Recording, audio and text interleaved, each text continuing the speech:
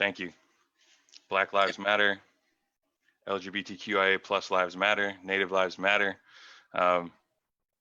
It's a shame that we actually have to say that over and over again, but until the world treats them like they do, then gotta remind them. Got to keep reminding them. But what's up, man? What's good? Welcome everybody again. Thank you, Josh, for joining us. Tell us a little bit about yourself, man. So I am a political operator, activist, progressive.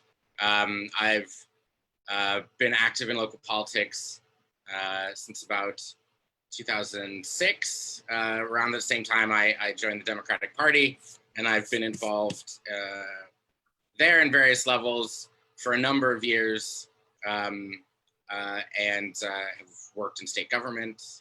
I've worked on campaigns. I've worked on issues. Politics is my thing. Awesome. Yeah. And for those of you who are just tuning in and haven't watched any of these before, my name's Tui Scanlan, aka Tuizi, your friendly neighborhood Samoan at your service. And we're here to talk story about stuff and things. So what are you running for? And tell us a little bit about what that position is. So I'm running to be the next chair of the Democratic Party of Hawaiʻi. Something that a lot of people probably don't pay attention to, but it's an important position, and they are not only the figurehead of the party and sort of the mouthpiece of the party, but they are responsible for stewarding the party along with the state central committee during their tenure. So helping raise money, help setting budgets, help setting priorities, assigning and establishing committees. The chair doesn't identify priorities, but appoints the people who do. The chair can testify at the legislature. The chair speaks to the press. The chair is the leader of the party in just about every sense of the word, from the time they're elected to the time they leave. So just small stuff, no big deal. There may be people who might disagree with me, but given the position of the party and the party's dominance in the legislature with respect to how many legislators describe themselves as Democrats, it's a tricky position to navigate, and I think it's possibly one of the hardest jobs in Hawaii politics, just given the dynamics inside the party, the dynamics of the legislature and our congressional delegation, and you do it all for no money. So. Oh, great! Oh, yeah. So it is the love of the game, right? Your heart, yeah, and the love of the party that folks do this. Copy that. Cool. Well, yeah. Can you tell us a little bit about what led you to this point? What were some of the reasons that led you to one, running for this office, and two, why you want to be chair? Yeah, I've always, since college, I've been interested in politics and increasing degrees. And when I moved here, I was looking for ways to really get involved and get engaged. And actually, my first political sort of activism in Hawaii was before I was involved with the party, before I really knew anything about anything. I worked with folks who were starting a new marriage equality movement. And initially I was helping them with, web design and things like that. But because it was an issue I care about, I got more and more involved. And that sort of led to all sorts of other activities. I helped co-found Progressive Democrats of Hawaiʻi, which grew out of the Kucinich campaign in 2004. In 2009, I left the job that I had to go be office manager for the party, after deciding politics is not only what I enjoy doing, but so much so that I want to try to make a living doing it, which is, 10 years later, it's a hard thing to do. But I worked at the party for a little bit, and then I worked one session as legislative staff. And then the Great Recession hit of 2008, 2009, and I was unemployed for a couple of years, as were a lot of people. And while looking for a job, I spent all of my time on marriage equality. That was the issue that I was really passionate about. But with respect to the party, I've been, the very first precinct meeting I ever went to, I was elected precinct chair. And I didn't know anything about anything. And the folks at the meeting were like, yeah, don't worry about it. You don't have to do anything. And they were right. For 2 years as precinct chair, no one ever called me. I didn't know anything about the database or something. Like, I was just there. I was a warm body. Wow. From there, I became district chair and started to learn about how the party functions, got to know people. And I just sort of climbed, as I got to know people and learn the position, I wanted to sort of move up to the next and learn and get to know the party. And in the back of my head, I always had this sort of vague goal of one day when I'm retired, maybe I'll run for party chair. I'm not retired, but here I am anyway. So that's this year. It's just sort of a weird set of circumstances that led me to want to run.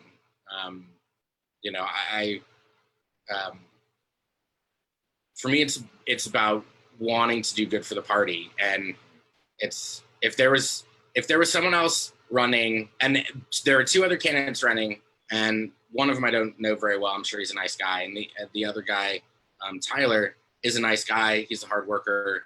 Like, I don't have anything bad to say about him, but I don't think that he has the experience. If there was someone that I thought had the necessary experience, I would not be running. Right? I'm not. It's not a vanity project for me, and it's not a stepping stone to elective office or a better paying gig. I think the party really needs a leader who understands the party and has spent a decade embedded in it at its various levels. And for better or for worse, that's me. Gotcha. Yeah. So what do you think is the biggest issue facing the party today? I think it's actually a dual issue, but they sort of go together. In that the party doesn't really have any standing, any sort of influence, both in terms of elections and in terms of advancing a legislative agenda. And part of that is, folks here, when they get involved in campaigns, when they choose to support a candidate, they go directly to the candidate, right? They don't come to the party and say, hey, how can I get involved? How can I help? And so in terms of fundraising, in terms of warm bodies, boots on the ground, at least since I've been around, there may be a time way back when where this wasn't the case, but right now, very few people get involved in the party or they get involved in the party and then they quickly sort of vacate either to a job or they go work on campaigns. They just don't find, anything useful to do, right? And there's a lot of, it's not to lay blame on anyone, and I don't, cast aspersions, but, and that goes in hand with the legislative stuff. The legislators, the vast majority of whom are Democrats, don't feel any allegiance to the party, don't feel any attachment to the party, don't feel any need to take note of what the party's priorities are. And so in a lot of the most relevant ways, the most important ways, the party is irrelevant. And again, there may be people who, take offense to that and think the party is central. And I wish it were true. And one of the things I want to try to address is to try to make the party central again and important in elections and at the legislature.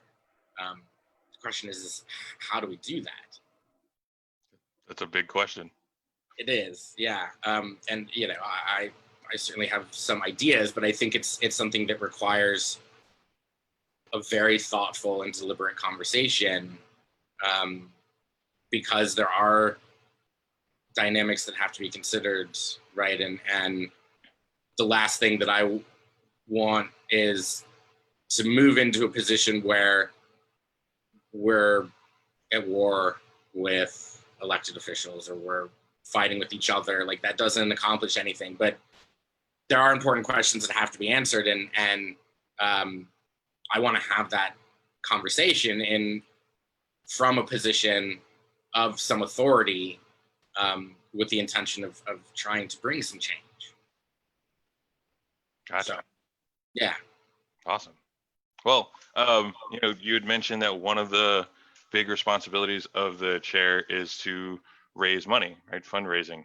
It is, it's one of the main reasons I don't ever want to run for public office, because I just can't stand like asking for money like that. So like that's everyone has their own issues regarding like fundraising and asking for money. But since it's such a big responsibility, what are your plans? Like, how do you plan to raise money for the party, and how would that manifest?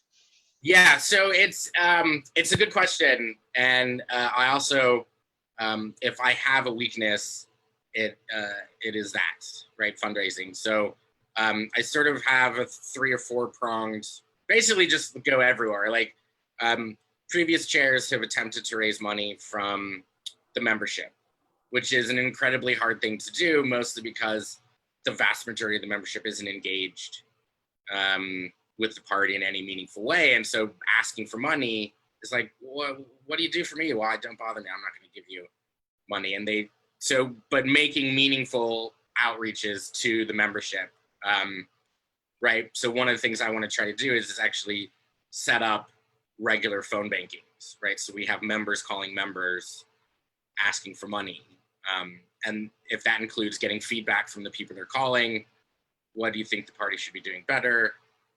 How do you, if you wanted to get involved, what would be the way to do it? But to start that conversation while also asking them for money. Secondarily, the party has, over the last several years, had I don't know the word, rocky relationship or a mixed relationship with labor. And I'd like to continue. Now, it has been sort of regrowing and re-strengthening, and I'd like to continue to develop those relationships with organized labor in Hawaii. I'm a huge supporter of organized labor. I think everyone should be in a union, and develop those relationships to the point where they are willing to and believe in the cause of the Democratic Party enough to help support us by giving us money. The last way, which is probably going to be the most challenging for me, will be raising money from sort of big donors and elected officials. Right? These are people who have an agenda that may not, the ones who know me know my politics, and they may not agree with my politics, and so may not be inclined to give if I'm asking. So to the extent that I, as the chair, am asking, I will definitely be making calls, but also, looking for other ways, right? Trying to find relationships, right? Looking for proxies to make the asks on behalf of the party. And, like I said, with the previous, trying to find ways to strengthen relationships with legislators, but in a way that also holds them to account on some level for the legislative priorities of the party. Right, I want to work with them, but I also don't want money from them to be contingent on us sitting on our hands, because I don't think it's good for anyone. I don't think it's good for them. I don't think it's good for the party. I don't think it's good for the city. No strings attached. Yeah, so, to the extent that we can agree to disagree, and to the extent that we can show that the party has value aside from, being the quiet partner, then I definitely want to have those conversations. But if it's give us money, or we'll give you money, but that means you have to leave us alone, like that, Like, I'm sorry, but that's not what the party's about, and that's really not how that relationship should work, right? I'm not looking to kick people out of the party.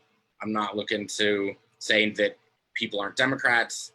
All I'm saying is this is, you guys are Democrats, and this is the party's agenda, right? And we're not asking for pie in the sky stuff. $15 an hour minimum wage, paid family leave. These are not, golden goose type pie in the sky issues. These are working people issues that business in the state can absolutely afford. And centrist values, right? Like, they're not like far left extremist values or goals, right? That's kind of, in any other country that would be considered centrist, right? Right, exactly. So to the extent that we can work on issues and build relationships and hopefully get support financially from elected officials and their networks, I want to have those conversations, but I'm not prepared to trade away the integrity of the party for that. Which, I mean, I will be honest, means that it could be lean times, right? But principle is principle, right? And I believe in that. So, you'd mentioned a couple other people are also running for this position. So why do you think you make a better choice than the other folks that are running? So there's two other candidates. One I know relatively well, Tyler DeSantis Tam, who's been, I believe he's with the Carpenters Union. He's been with the Young Democrats for a long time. And the other guy is Kevin Wong, who I may have met once or twice, but I don't really know him or know anything about him. And that fact alone, not that I know everyone and that I'm all seeing, I've been around a long time. And if I can't even picture the guy, like I wonder who else doesn't know who he is. And does he really, does he spend a lot of time in the party? Tyler, has been around, at least within the Young Democrat circles. And I know he's done great things for that organization. And he's helping a number of Democratic candidates during the primary this year. So, he does good work, but in terms of practical embedded party experience, he's a district chair right now, but I don't know how long he served in that position. I can't recall whether or not he served on the state central committee. If he has, it's maybe been for one term. But I've been on the state central committee for a decade now. And within that, the 10, 12 years that I've been active in the party, I've also held other positions, some of them simultaneously.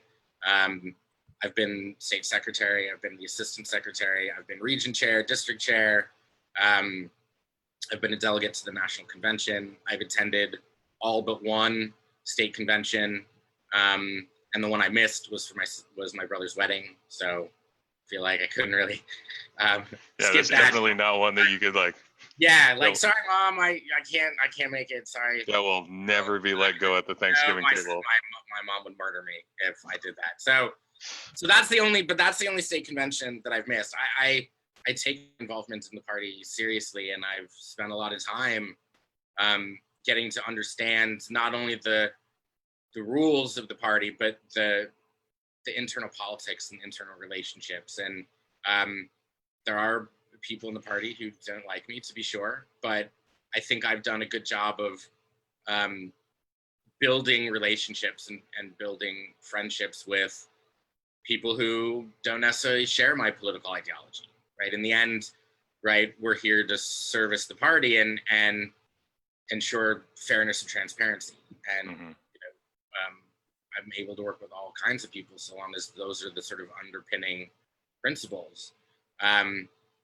So that's, fundamentally it's about experience for me. I will, in full disclosure, because I believe in transparency and honesty, Tyler would, frankly, be a better fundraiser than me. But I don't, in my heart, believe that fundraising should be the singular approach, the singular reason that someone does or doesn't get a vote, right? I think Gotcha. we look at the whole candidate and whether or not they're equipped to handle the complicated job of running the party and leading the state central committee. And I think I have that experience. Awesome. So you talked about having been in the game for like a decade, learning all the ins and outs and the many different positions associated with Democratic Party of Hawaii. And I heard somebody say that we are the culmination of all like the hopes and dreams of all of our ancestors combined. So if you could share with the folks at home, who were some of your big influences, some of the people that left a significant impression on you, that inspired you to take this path towards leadership of the party, towards involvement in the Democratic Party of Hawaii? Like who and what were some of the big influences on you that led you to where you are now?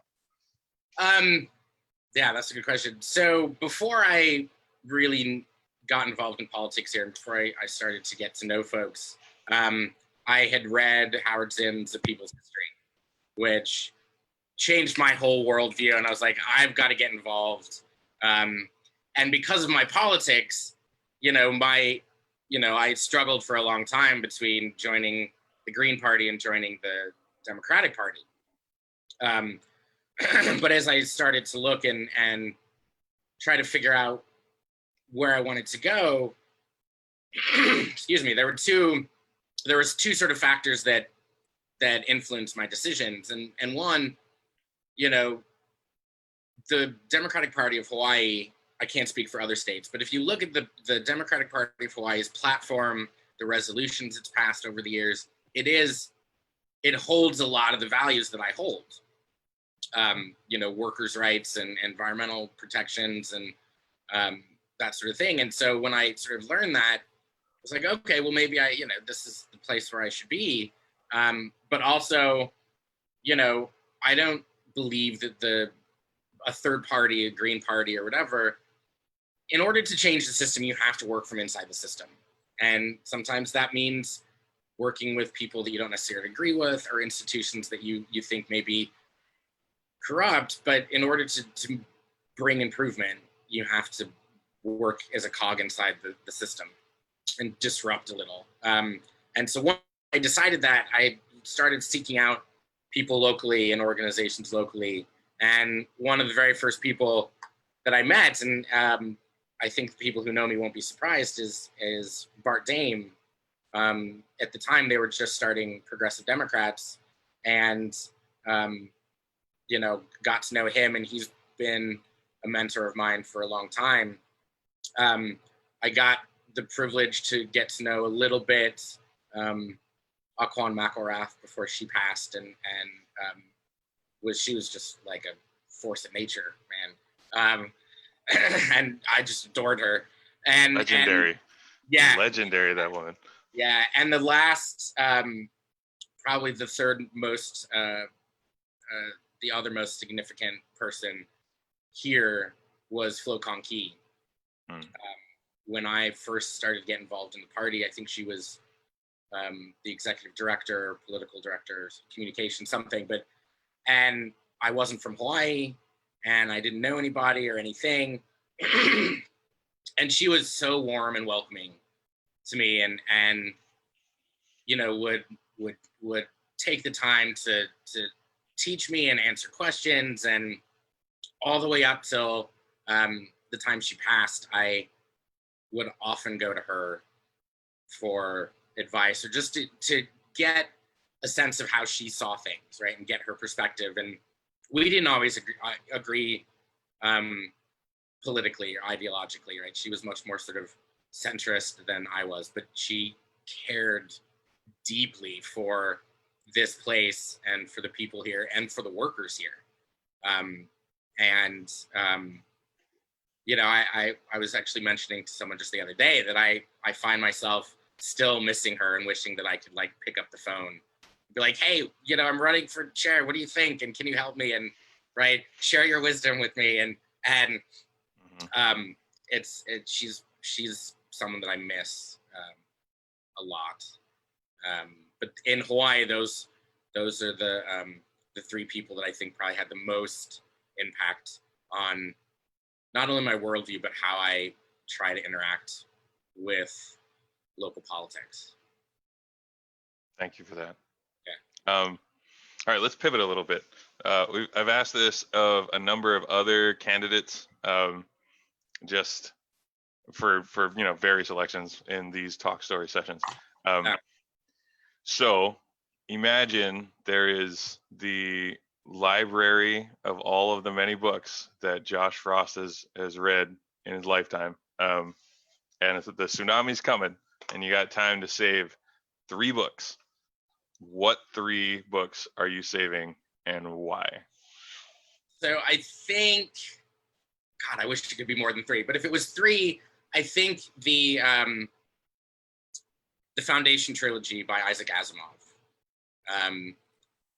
When I first got into science fiction, I mean, he's the reason that I got into science fiction, and his books are amazing, and the writing is amazing, and it's all sort of rooted in sort of real world science and physics, and just his stories were so, like, I've read the Foundation trilogy I don't know how many times, and every time I just love it. So those would be 3 easy books that I could continue to read over and over again and never get bored. Gotcha. Well, let's say the trilogy is all compacted into 1 book. What else? 1 book, okay. Let's say the complete trilogy. So that's 1 book. So I get 2 more. That makes you get 2 more. So I think I would because I have the book and I can show it to you, the collected works of Plato, because I was a philosophy major in college, and we look at the world through science and physics, and then we look at the world through philosophy and how we interact with each other and how we explain the world. And Plato was, the beginning of all that. So the collected works of Plato, and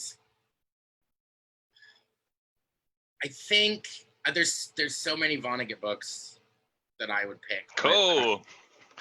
I think the first time Vonnegut's been shouted out in the entire series. I love Kurt Vonnegut. He's my hero. I think Slaughterhouse-Five would be the one. I remember reading it for the first time and just like, I've got to go find more books from this guy because it's funny and it's insightful, and like, yeah, I've read, I think, just about every one of his books. His short story anthology, Welcome to the Monkey House, is integral. Okay. Oh my God. And I feel like Vonnegut got the last laugh, like survived Dresden and then like died from falling down the stairs. I thought that was like his last, flourish at the pen on his signature. Yeah, it seemed fitting for him. Very, right. We are closing in on the end of our time together, and I want to first of all say thank you very much for joining us and having this little talk story session. Are there any final thoughts you have, and any way that the folks at home can get involved or learn more about your campaign? Is there a place they can visit to learn more about you or volunteer? Or, how can the folks at home support you or learn more about what you're doing? Yeah, so there's no website. There is a Facebook page, Josh Frost for DPH chair. It's a public page, so you should be able to find it and like it and follow it. If folks want to reach out to me to talk story, if they have questions, they can message me on that page, and I will very quickly, if only because I'm attached to my phone, I will very quickly respond, and then we can chat over Facebook or email or phone, and I'm happy to talk to anyone over the phone. But that's probably the easiest and quickest way to get in touch with me without sending out my private information into the universe. Right. Probably not for the best. Message me, and I'm happy to give you my phone number. I'm happy to give you my email address, and we can talk story. Awesome. Well, thank you very much again for joining us. And thank you to the folks at home that are watching this. This event was brought to you by the Emerging Leaders for a Better Hawaii. Emerging Leaders for a Better Hawaii believes that Hawaii needs a new crop of elected leaders with compassion, vision, and courage. They're dedicated to supporting viable progressive leaders running for public office. And my name is Tui Scanlan, aka Tuizi, your friendly neighborhood Samoan at your service. And a shout out to all the labor unions out there. You know, unions, the folks that brought you such fads as child labor laws. The weekends. And the weekends. Yeah. But thank you all for joining us. We'll see you around sometime. Aloha. Thanks a lot.